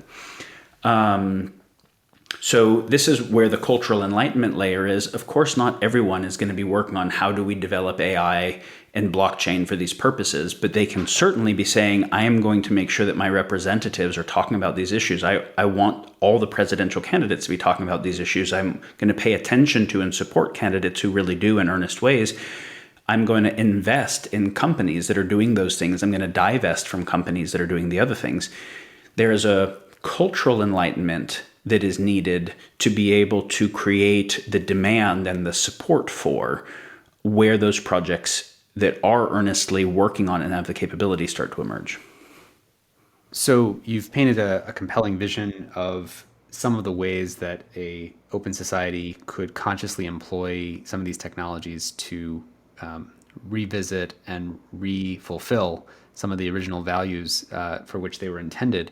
How much of this how does this work with the existing institutions that we have? How much is going to rely on transforming the existing digital leviathans into something new? How much is going to depend on blockchain projects? How much is going to depend on existing institutions, be they the Brookings Institution or the New York Times? Can you speak to the role of new and future institutions in making this transition possible? Yeah. It's interesting when we look at institutions that emerged to try to solve some social or environmental problems, or nonprofits in particular, and some government branches that are associated with that. There's this kind of structural perverse incentive that if I am an organization, which means I'm people in an organization that have job security and some actual power and access and whatever, because of this position, and my job is to solve a problem. If I fully solve the problem, I would obsolete my job and obsolete myself. So then there's this kind of perverse incentive to continue managing the problem, continue manufacturing the narrative that we're needed to manage the problem, continue manufacturing the narrative that the problem is really hard and is hard to solve, and so we got to keep doing this thing.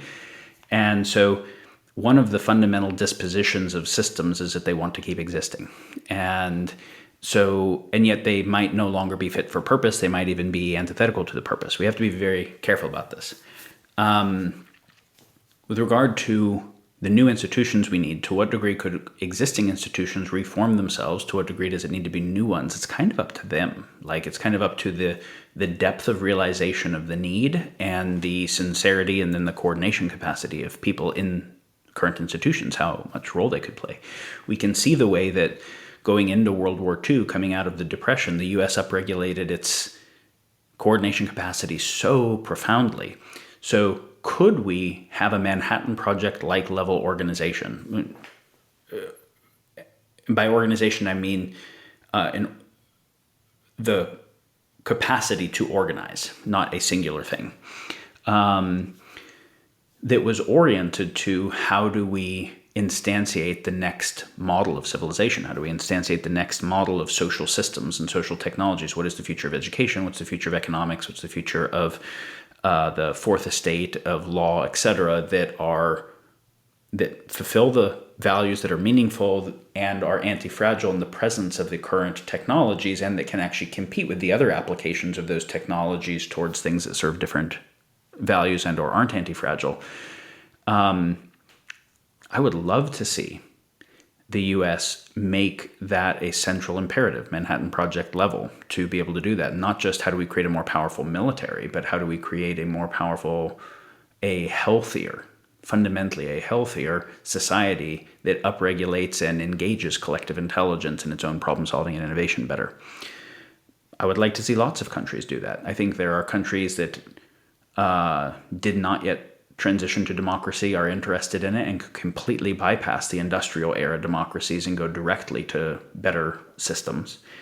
I think networks of small countries, you see what Taiwan is doing, Estonia is trying to do some interesting things. I think networks of small countries could start sharing best practices and sharing resources so they don't all have to develop the stuff from scratch, which could start to lead to coalitions of countries like the EU saying, let's do some fundamentally better things. I think it will happen also not at the level of nation states, where like decentralized groups, blockchain type groups say, all right, let's really earnestly take on what these primary problems are and work on developing these solutions and these capacities.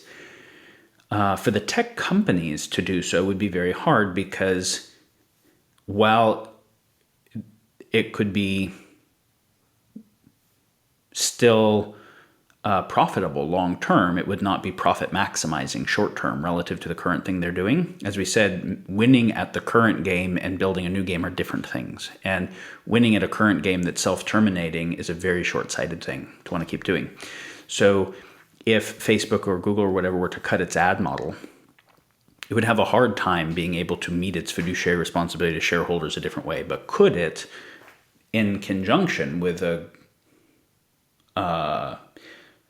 participatory government regulatory process that wanted to help change its fiduciary responsibility, where it became more of a social utility, start to actually redirect its technology and redirect its decision-making process? Yeah, it could. And that would be super interesting.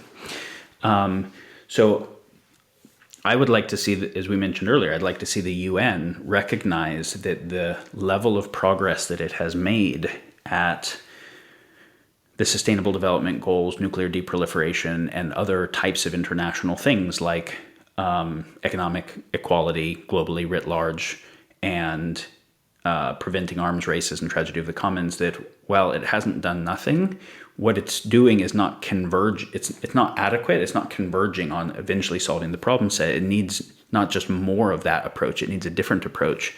And so to say, okay, well, clearly we don't know how to facilitate coordination of global problems well enough. So let's have the superseding focus be innovation towards better methods of global coordination. That becomes our new number one goal, because we know we only get all the other goals if we get that.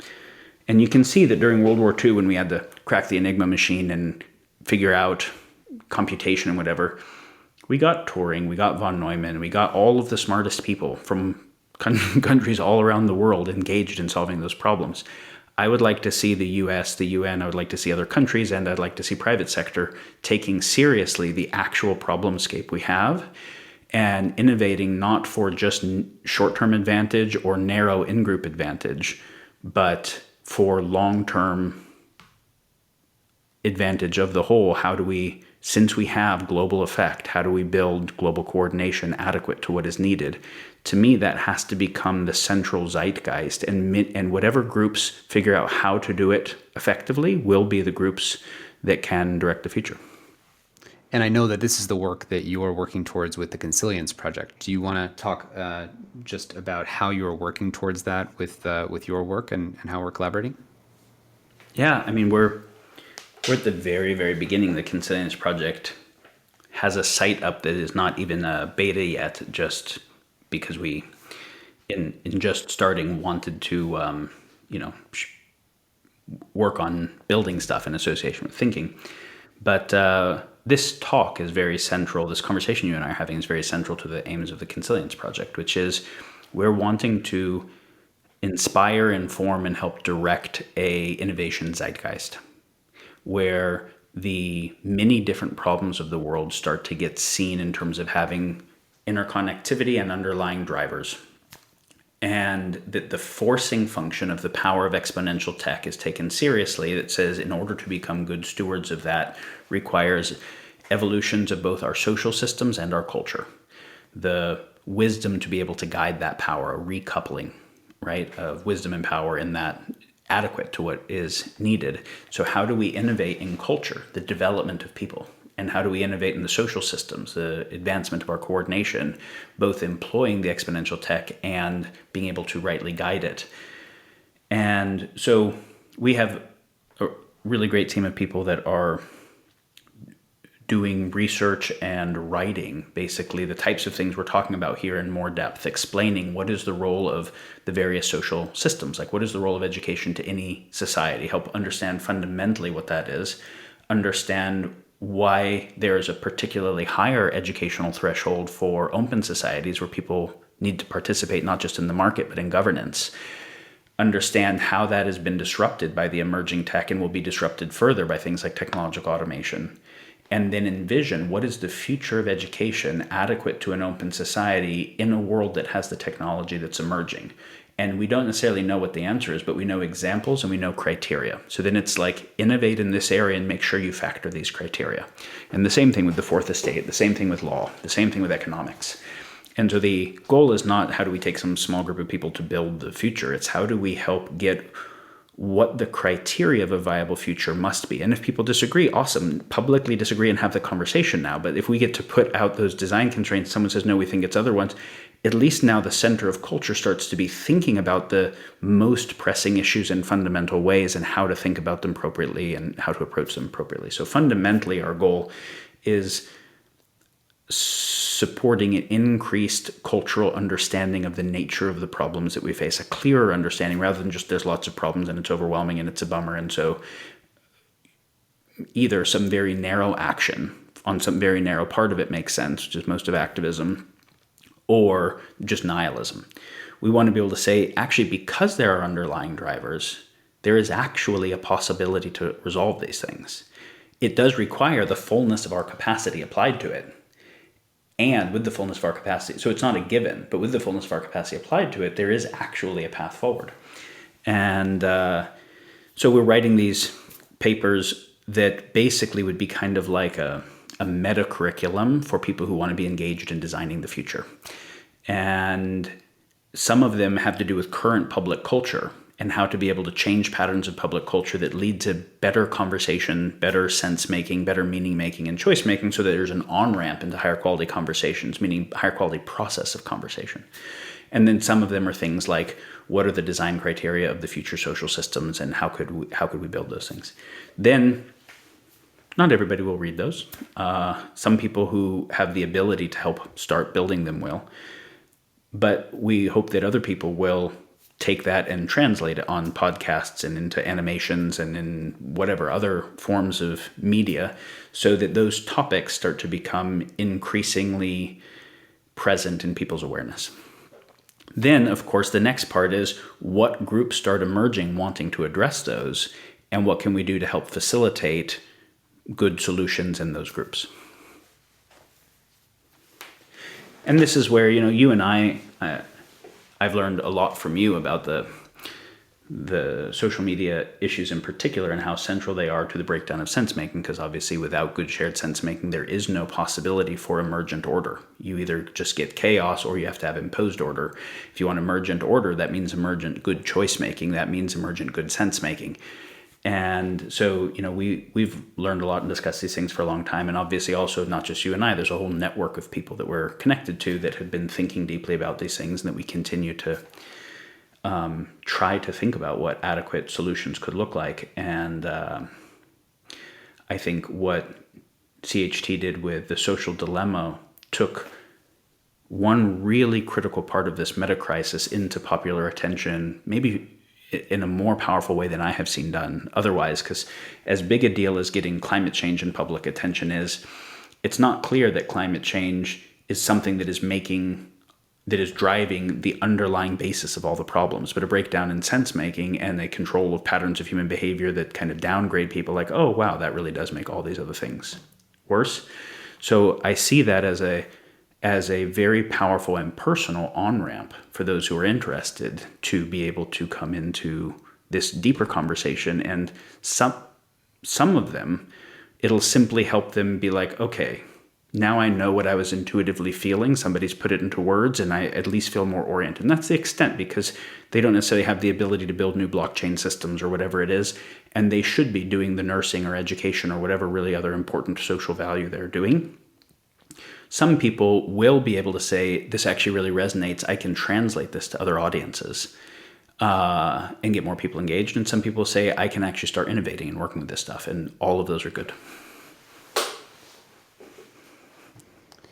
Yeah, I agree. And I think what we've essentially been outlining here, and you sort of hit it at the end, is going back to the Charles Kettering quote, which I learned from you, and I've learned so many things from you over the years, which is that a problem not fully understood is unsolvable, and a problem that is fully understood is half solved. And I just want to maybe leave our listeners with that, which is I think people can look at the long litany of problems and feel overwhelmed or get to despair in a hurry, I think is your phrase for it. And I think that when you understand the core generator functions for what is driving so many of these problems to happen simultaneously, there's a different and more empowering relationship to that. And you've actually offered a vision for how technology can be consciously employed. These new technologies can be consciously employed in ways that should feel inspiring and exciting. I mean, I want that transparent blockchain on a budget for every country in the world. And we can see examples like Estonia and Taiwan moving in this direction already. And we can see Taiwan building some of the technologies you mentioned to identify propositions of shared values between citizens who want to vote collectively on something that previously would have driven up more polarization. So we're seeing this thing emerging. And I think what we need is to sort of have this be seen as a necessary upgrade to, let me do that again. I think we need to see this as not just an upgrade, but the kind of cultural enlightenment that you speak of, that so many different actors are in a sense already working on. We used to have this phrase that everyone is on the same team, they just don't know it yet. And once you understand the, I think, degree to which we are in trouble if we do not get our heads around this and identify the kind of core generator functions that we need to be addressing.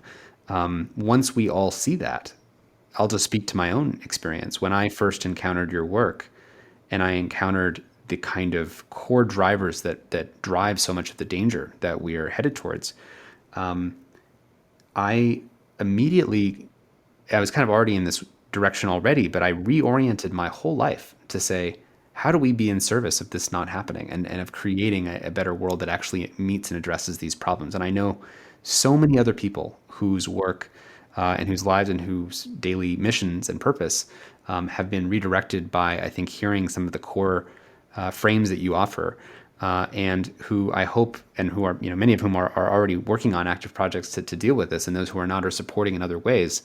And I just hope that our audience takes this as an inspiration for how can we, in the face of stark and difficult realities, as part of this process, gain the kind of cultural strength to face these things head on and to orient our lives accordingly. Because I have, while during periods of time hit probably low grade despair myself, I actually feel more inspired than ever the amount of things and the number of people who are waking up to these challenges. And I'll just say that I think when you face these challenges alone and you feel like you're the only one seeing them, or you have a weird feeling in your stomach, it can feel debilitating. And when you realize the number of people who are also putting their heads up to say, how can we change this? That's what feels hopeful. And that's where I derive my optimism. So, Daniel, thank you so much for coming on. It's an honor to have you. Your work has touched the lives and work of so many people who may not always say so publicly, but I know that you had also a huge hand in inspiring some of the themes that emerge in the social dilemma, which has impacted so many people as well. So thank you so much. Really wonderful that we get to have this conversation. Thanks, Tristan. Absolutely.